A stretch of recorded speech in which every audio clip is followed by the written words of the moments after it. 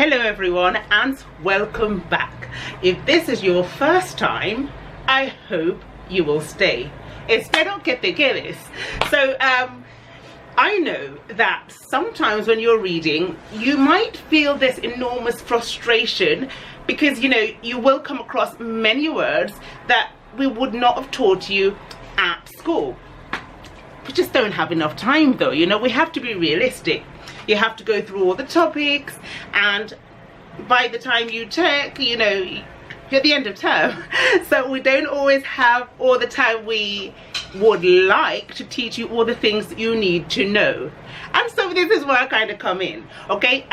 This channel is, well, it aims to give you all those little things that you don't get from me or your teacher in class because of lack of time, okay? So yeah, let's get into the video. These are 10 words I wanted to give you today, and these 10 words are words that it's very likely you would not have learned in class, and they're words that I learned in Spain talking to real Spanish speakers. Okay, I'm going to go through them, and I would like for you to let me know if you knew any of these already, or if you've got any really interesting words that you've also learned from Hispanic or Spanish speakers. Share it. Let this be a community chat. Okay, I want to know. Let me know. Okay, so let me grab my pen just in case there's something I need to add. I've had to take my whiteboard down because I left it out in the rain, que cabeza, and it sort of fell down. So, homemade plan with this whiteboard today. Okay, not board, paper board. Alright, okay, so palabras que usaron esta semana. So these are words that have come across this week, Spanish people have used or I've read.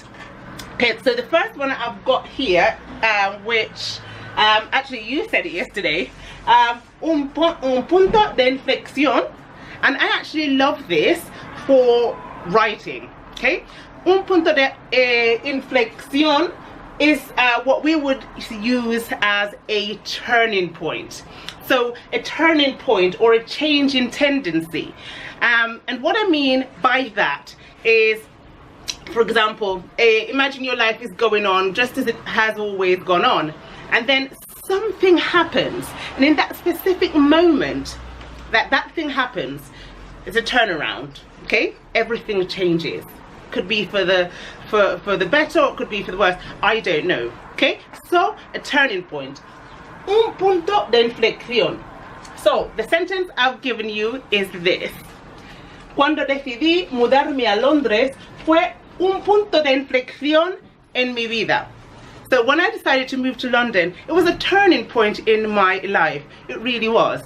I became the person I am today, more open, not so shy. So yeah, it was a turning point for me. Use that because I absolutely love it. Tell me, did you know this one? Let me know if you did know it, or if you've read it, or if you understood what it means prior to this video. Right, number 2, I use this quite a lot. It's a very, very popular word, enterarse. Okay, so it's to find out something. And I used to get this confused with the word enterrarse, which is to bury something, but it took me a while to realize that to find out is just one R. So enterarse, to find out. So for example, a sentence would be: me enteré de que te gustan los mismos libros que yo. Right? So I found out you like the same books as me. Enterarse de algo. Enterarse, to find out. I love that. It's very popular, and I hear it a lot from Spanish speakers, native Spanish speakers. Right. You probably did know that one, but I wanted to put it in because not everybody does know that one. Okay? Okay, this one, and you're going to think that I'm a crazy person for putting this one in, but I find this word incredibly interesting. Not the word itself, but the concept. Tanatorio. A tanatorio is a funeral parlor. I'd never been to one in England. I'd never ever been to one. I mean, I've been to funerals, you know, when my family, close family members have passed on. We've gone to have a funeral in a church, but never to a funeral parlor. So I find it quite odd, not odd, just different. It's a cultural difference that in Spain I've actually been to loads, and that's how I learned this word. Un tanatorio is a place that you go to view the body. I mean, it's so different in Spain, the whole process when someone dies, and so this word you will hear a lot. Un tanatorio. Okay, I wanted to show you that because it's just, you hear it constantly, because obviously as this is life, you know, people also pass on, and you have to go to the tanatorio to view the body in Spain. A lot more common than you would in the UK, for instance. Okay, right. So an example would be, me tengo que ir al tanatorio porque mi suegro se murió hace poco. Okay, so I have to go to the funeral parlor because my father-in-law passed on recently. Right? It hasn't. Touch wood. Toca madera. It's not true. It's just a sentence. Okay? Right. Brote. Un brote. Brote is an outbreak. Been reading this a lot lately, and so I wanted to put that on the list for you as well. So, an outbreak. Hay un brote nuevo en Birmingham. Birmingham. It's so funny when you're trying to say an English city or an English word that we generally say with an English accent, and we try to say it the way the Spaniards do. I just always giggle in my head. Okay, so hay un brote nuevo en Birmingham. Okay, so there's a new outbreak in Birmingham. Birmingham. Ya no lo puedo decir. I can't even say it properly now. Right, so brote is a good word for you. Always a good word. Right, this word, you might have already seen it, but I feel as though it's an advanced word and it'll be helpful for you in your reading and in your speaking. Respectivamente.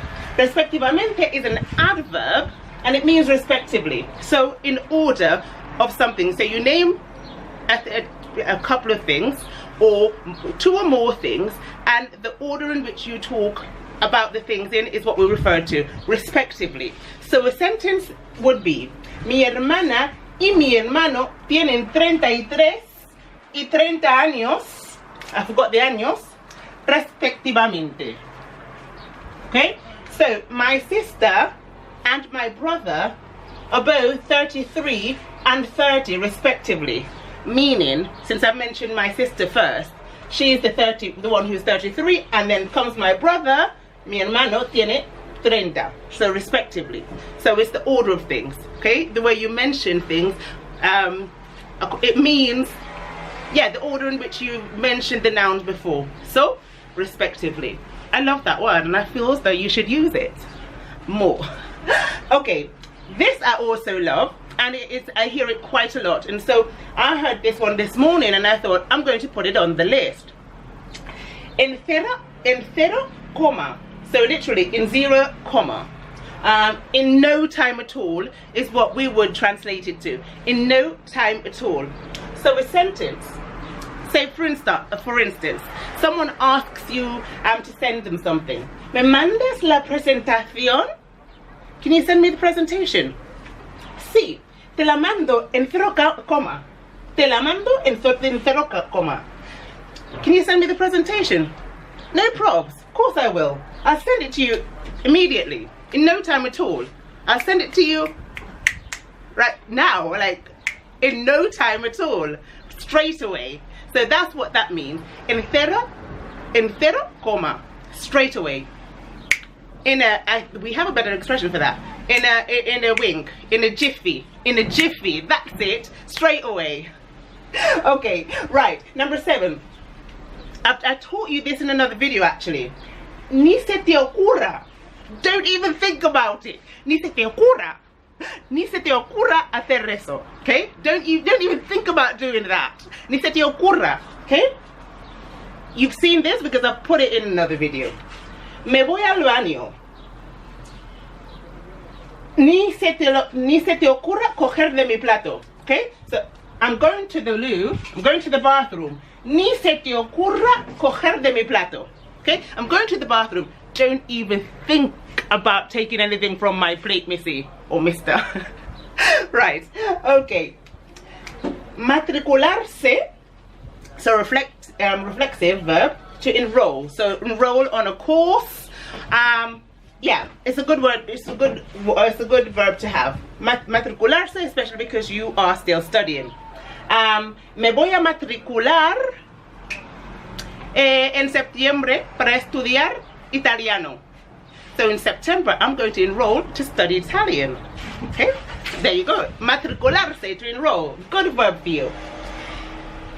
This one I love. Siempre y cuando. And we will translate that to as long as. And your sentence is, well, your question, ¿Puedo salir con mis amigos? So you go to your mom or your dad and you'd say, can I go out with my friends? ¿Puedo salir con mis amigos? Your mother might reply, or your father might reply, sí. Siempre y cuando vuelvas a casa antes de las 12. So, yes, you can, as long as you're back home before 12.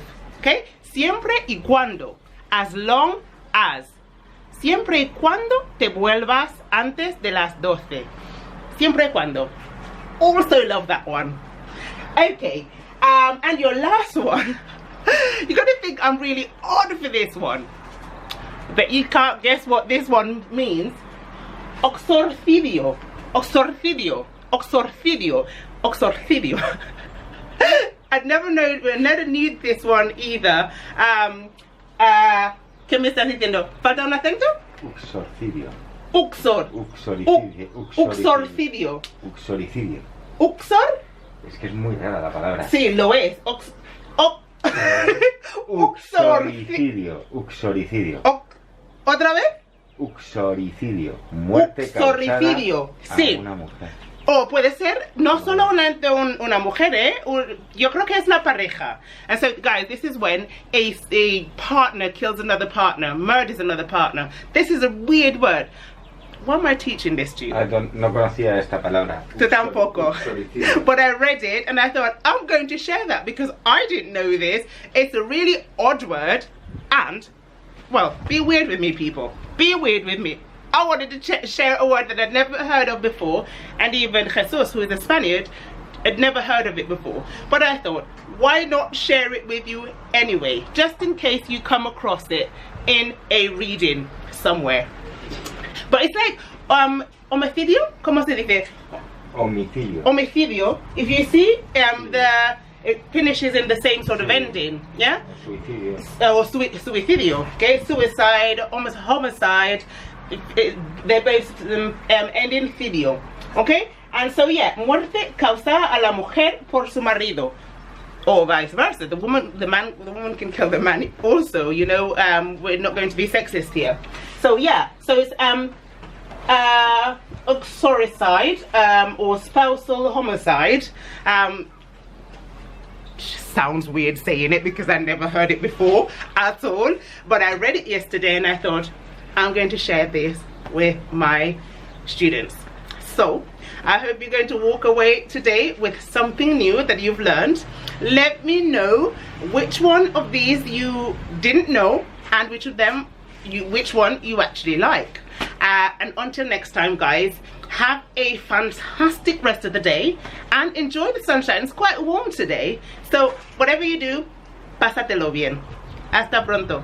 Adiós.